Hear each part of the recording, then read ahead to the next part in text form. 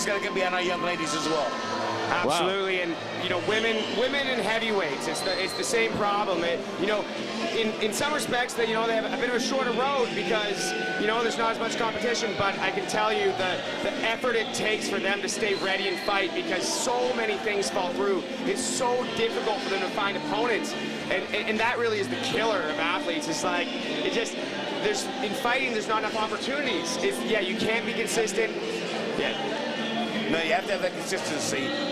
And by the way, Maxine coming out to Blue Angel by Roy Orbison. We're going to be doing a little playlist here tonight, so you guys at home, if you can't hear the entrance songs, we got you covered here on the broadcast booth. Give you a little bit of everything, not just talking fights. We'll talk a little music here.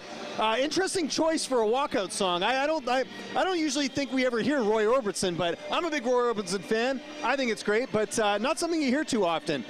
Confident young lady. That's a very confident. I always give it to something bumping, banging, you know what I'm saying, that motivates you. Yeah. This girl is so confident, she's coming to a smooth love song. I mean, I gotta see where she goes with it. But on the flip side, there are fighters that need to be kind of calm as they're walking into the ring. You don't want to get overzealous, so I can understand it from that perspective. Maybe there's a mental visualization where when I hear this song, I'm going to get into a certain zone. So that's another thing, because I couldn't understand it either. And then I asked some fighters, and they're like, yeah, I need it to like get in the zone, right? So there we go. Again, Maxine Yee in the ring right now, and her opponent, Mya Kondor, coming out to Galvanized by the Chemical Brothers. Great tune in the 90s. This was a top charter back in the Much Music days when they used to do the actual music on the show. Big Shiny Tuesdays. Tunes. Yes, exactly. Tristan knows what's up. So she's going to be coming to us in the red corner. And again, we're starting things off with amateur kickboxing. This is the future of Canadian kickboxing, which is great. And we're expecting some good action. Like we were just talking there, to be able to see the stars of tomorrow, it's always interesting to see where people are at early in their career, because some fighters, they've got talent. Like we're going to find out tonight really how far ahead they are and how soon they can make that jump to the professional ranks. Tristan, just, I know you're an MMA fighter, but, how long did it take before you made that jump to pro? It's not something, I know now it's becoming more common, but as far as what you're seeing these days, are fighters maybe being a bit more patient, or is that they're that sort of rush to go pro because you're not getting fights? Well, I mean, if you're looking at MMA and kickboxing and boxing, they're completely different in that regard. Good to know. That's why I referred to the expert here. So there you go. Boxing, hundreds of fights sometimes. You have Olympic aspirations. Some of the, best Olympic boxers are amazing. Like, incredible. Kickboxing, in Canada, there's not a lot of pros, so people stay amateur long. I had no idea what I was doing, and I had no amateur fights. I went pro right away. Not a great idea, but I didn't really know what I was doing. There wasn't amateurs. Yeah, so, I got thrown to the wolves, and it ended up working out, but for most people, it wouldn't. No, actually, so you have two schools of thought on that. The long amateur pedigree to make a great champ, and we know that works time and time again. But there's been great fighters, Bernard Hopkins, you know what I'm saying?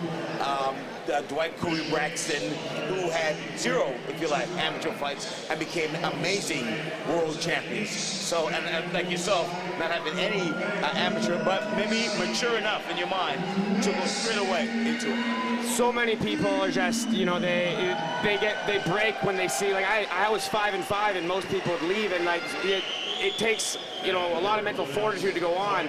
But for me, it was always just, this is what I want to do, and it really shows who wants to be there and who doesn't want to be there. Yeah, and that's half of it as well. It's just the mental side of it too. You can perform well in the gym, but it's a matter of getting in there in the ring. In tonight's case, as opposed to the cage. I was about to say cage, but it's all about rising to the level and being both mentally and physically ready to go. And we're going to see that here. By the way, I forgot to mention, gentlemen, this is going to be at 125. So, in martial arts, that's flyweight.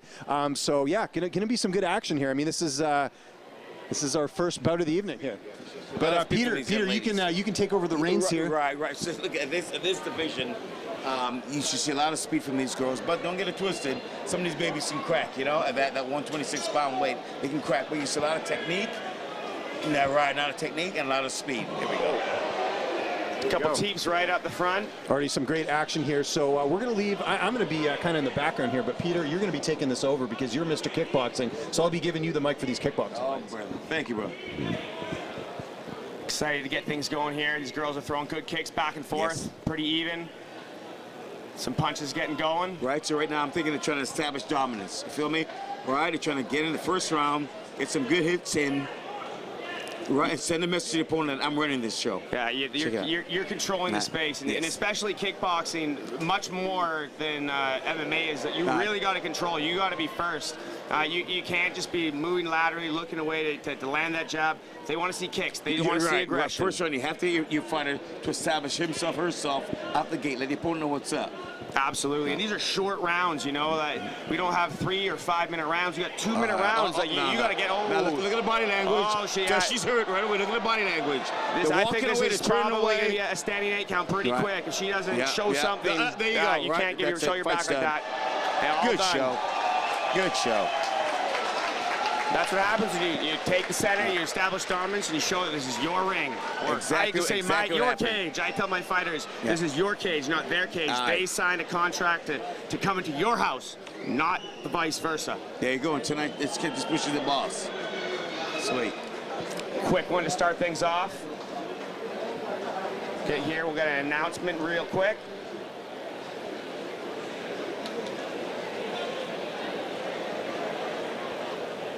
And for fighters, if you ever have to turn your back, you really just take a knee. You don't want to take those shots to the back of the head. There's a reason back of the head shots are illegal. That brainstem's dangerous, you know. Sometimes those kicks come around and the foot just hits you in the back of the head, and it's not much of a kick, but you know that you. Guess what? Yes, sir. And I'd say get this young lady back to the gym and the dojo and have the coach really work on that. Do not turn your back. You have to say position 7 at all times. Again, raise your hand, take a knee, the action stops. But do not turn your back and get hit in the back of the head. Not any fault of the other fighters, you can get hurt. No, absolutely.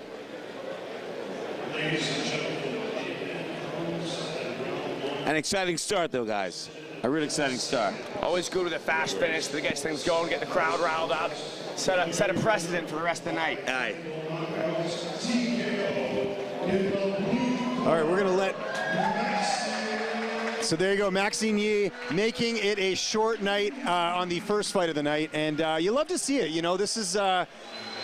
That's what the fans came for. They want action. I mean, with kickboxing, that's typically what you're going to see. You're going to get that. So, again, we hear the Roy Orbison song again, which you know, she can enjoy now because the fight's over and it's all good. But again, a quick one here to start the night off. Hopefully, it's a sign of things to come here tonight. The crowd, everyone's settling into their seats, and again, we want a lot of quick action here tonight because that's what people came for, is watching that high-level action. But any big takeaways from the fight? We didn't. I mean, there's not much to really take away because it was kind of short. Yeah. Again, coming into this fight, I would say, if anything, from what I saw, I thought Burgos of skill, equally yoked. You know what I'm saying? Equally skilled. The other kid, maybe the big crowd. You know what I'm saying? The big venue. That has a lot to do with it as well. You know what I mean? Fighters who come in, you asked me when I started off, being in a big show with all these big stars, how that make you feel? There's 2 ways you can go with that. You can eat it up and go, wow, I'm here.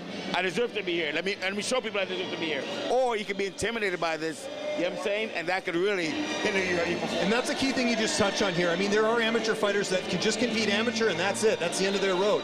You know, that's a big way to figure out, is this something I want to do? Do I want to get punched in the face? Do I love it? You know, for a lot of you, and I talk to so many fighters when I do my interviews, you know, you have to have that love for it. You know, this can't just be something that's a hobby.